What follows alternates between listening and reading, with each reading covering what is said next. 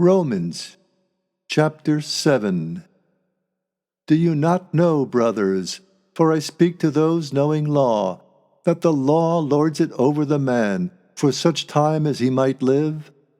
For the married woman is bound by law to the living husband. But if the husband should die, she is released from the law of the husband. So then, if while the husband lives she becomes married to another husband, she will be called an adulteress.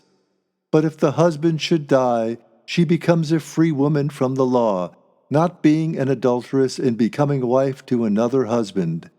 A wife is bound by law for such time as her husband lives.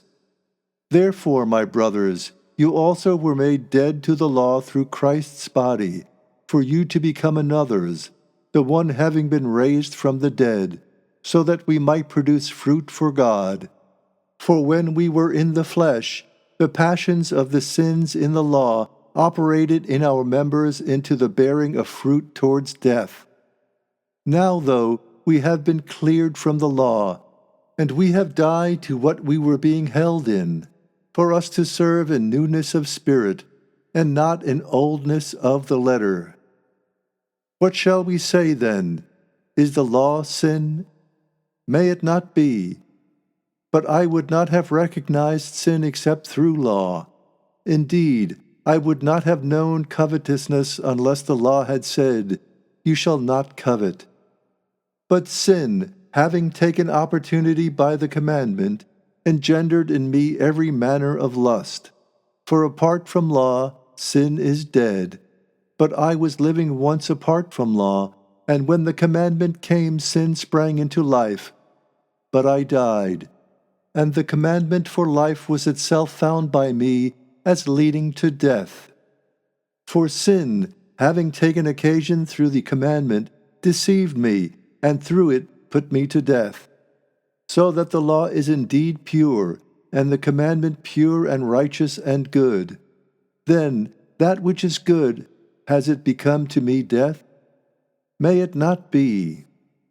But sin, so that it might be exposed as sin, through that which is good was engendering in me death, so that sin might become excessively full of sin through the commandment.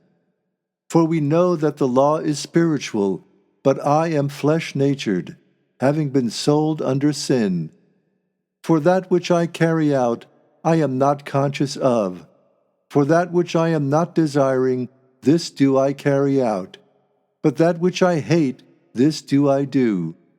But if I do that which I do not desire, I consent to the law that it is good. But now it is no longer I carrying it about, but sin living in me. For I know that there is not making its home in me, that is, in my flesh, any good thing. For to be inclined to pleasure is present with me, but to carry out the right thing I do not find. For I do not do the good that I desire, but the evil that I do not desire, I carry that out. Now if I do that which I do not desire, it is no longer I carrying it out, but the sin living in me. I find then the principle for me, willing to do the good, is that evil has its presence with me. For I delight in the law of God from the inner man. But I see another law in my members, making a battle against the law of my mind, and making me captive to the law of sin that is in my members. O wretched man that I am! Who will rescue me out of this body of death? I thank God, through Jesus Christ our Lord. So then, with the mind I myself serve the law of God, but with the flesh the law of sin.